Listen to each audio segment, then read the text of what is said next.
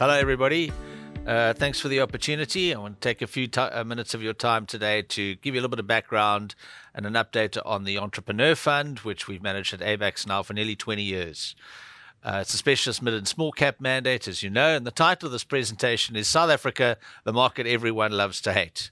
I think by the time I've completed the presentation, you'll understand why I came up with that title. Okay, first of all, a quick look in the rearview mirror. Over the course of the last 3 years, the chart on the left-hand side, and 1 year, the chart on the right-hand side. So there's some relative performance based all to 100. The pink line in the middle is the Entrepreneur Fund. It doesn't take into account distributions, which would make things look a little bit better. And I'm comparing it here to the performance of the fund's primary benchmarks being the JSE Mid-Cap Index, which is the sort of mustard, yellowy colored line, and the Small Cap Index, which is the sort of more vivid green line, and the white one is the All-Share Index. You'll see the fund has performed more or less in line with the All-Share Index, which I think is pretty good if you consider how tough the macroeconomic environment has been in South Africa. It's up about 30% on a compound basis over the in total over the 3-year period. It's done substantially better than the mid-cap index, but not quite as well as the small-cap index, which has recovered much more strongly off the lows, which you can still see in the relatively distant past now of the COVID-impacted crash in Q1 of 2020. On the right-hand side, you can see pretty close performance for the year 2022. Same colors apply, so the same thing applies, with the fund doing a little bit better again than the mid-cap index, beating the all-share index, and more or less in line with the small-cap index over the period.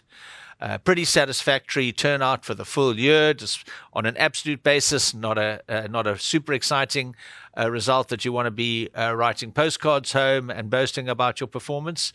But under the circumstances of everything that happened last year with wars and interest rate increases and the collapse in monetary policy and everything else that happened, a pretty satisfactory year for the fund. Importantly, no real problem children, and that's always a great result at the end of the year. A big part of what we do is not only about getting everything right, or as much as possible right, but getting as little as possible wrong. And I'm pleased to say that 2022 we didn't really have any problem children.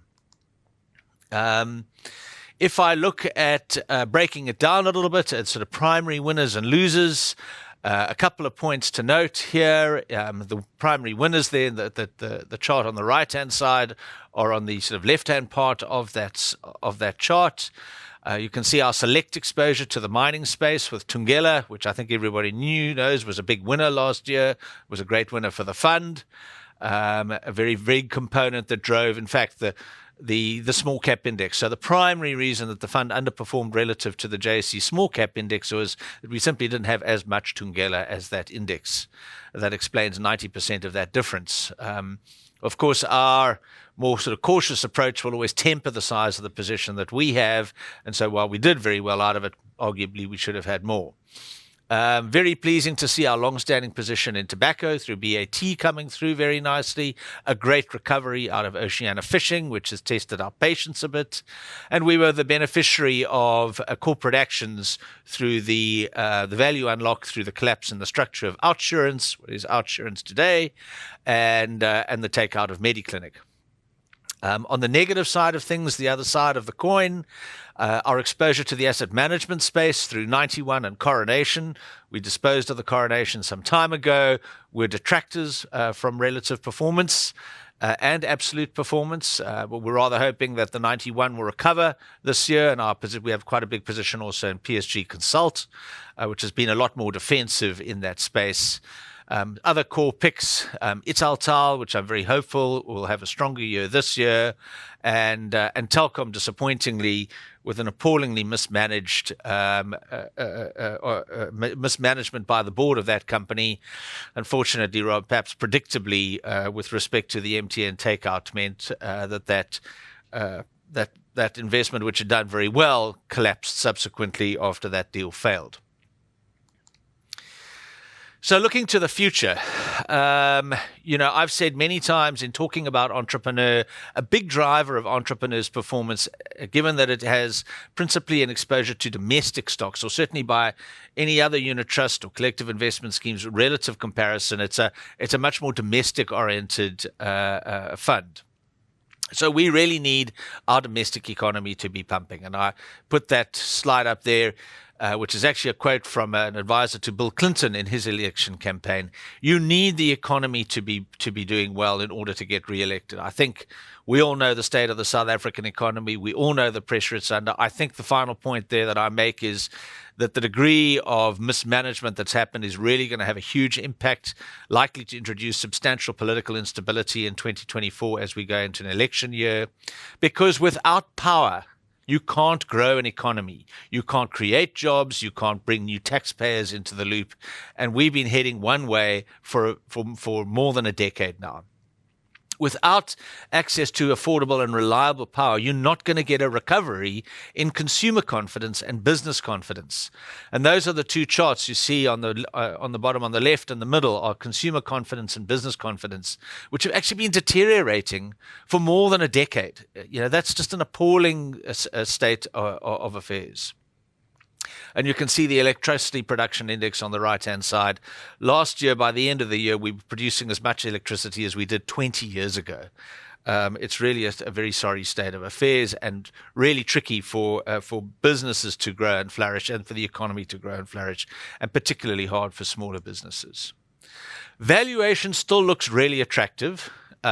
We made this point last quarter. I'm making it again here relative to EMs, relative to DMs, even though relative to the MSCI World, South Africa had a good relative performance year last year. We are still trading at very attractive levels, but nobody cares. How do I know that nobody cares?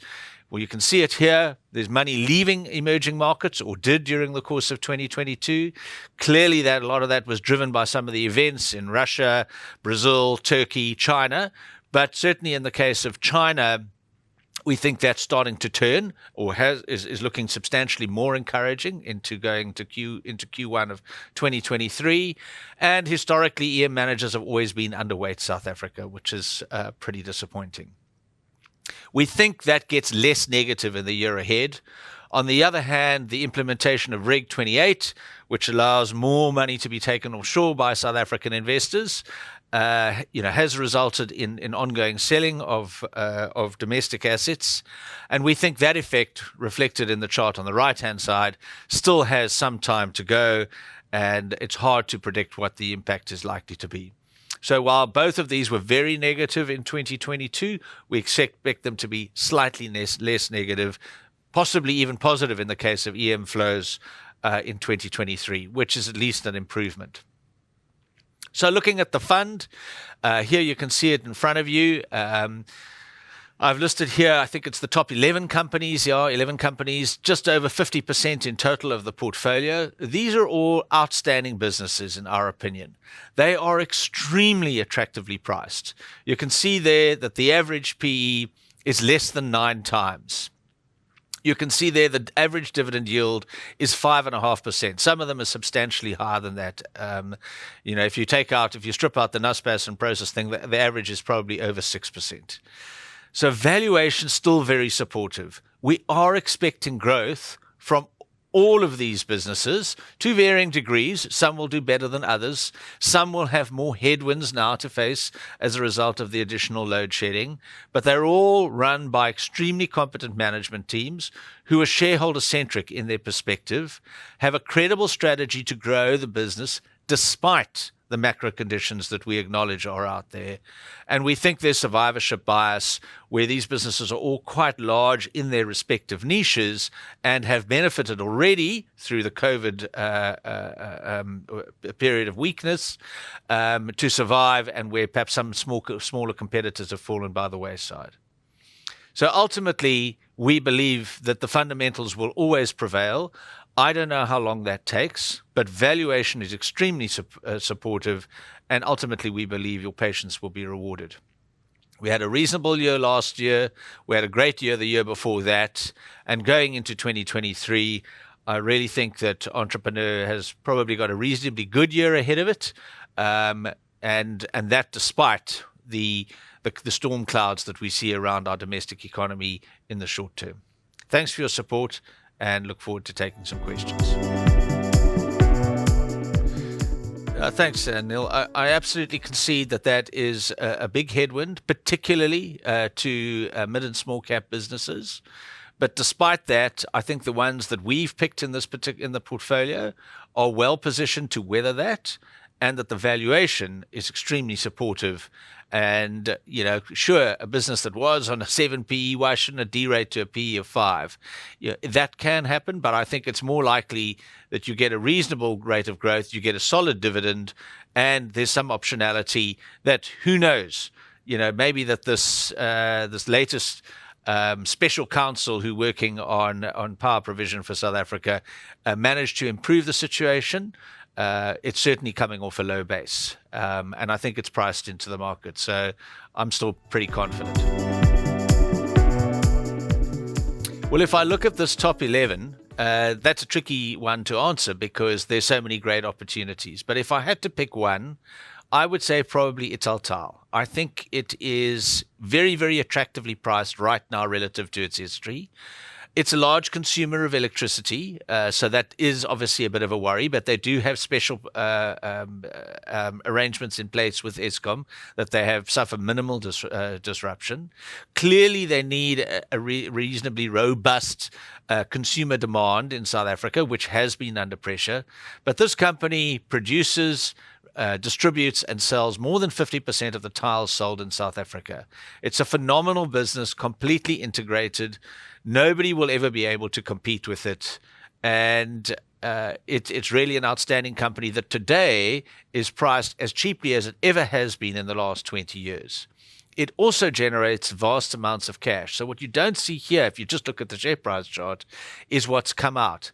And this company has paid 3 or 4 special dividends in the last 5 years and will continue to do so. There's a family that are the major shareholders behind it. They're very, very shareholder-centric in their approach and very cost-conscious. And I think it's going to generate a lot of cash. And I think at this price, you can still earn a great return just out of the dividend stream. That's a harder one to answer because really everybody is affected one way or the other by the power outages that we're experiencing. And a lot of what you don't think about immediately, just with the inconvenience, is the secondary and tertiary effects and knock-on effects that are happening and that we're experiencing all around the country. So nobody's immune from it, but there's a company called Reunert that actually has a big part of the business, or an increasing part of the business, where they supply into the broader electrical services industry, everything from circuit breakers right up to some very sophisticated solar installations. It's a bit of a slow-moving business, and management are not the most dynamic in the country. But valuation, as you can see, is pretty attractive.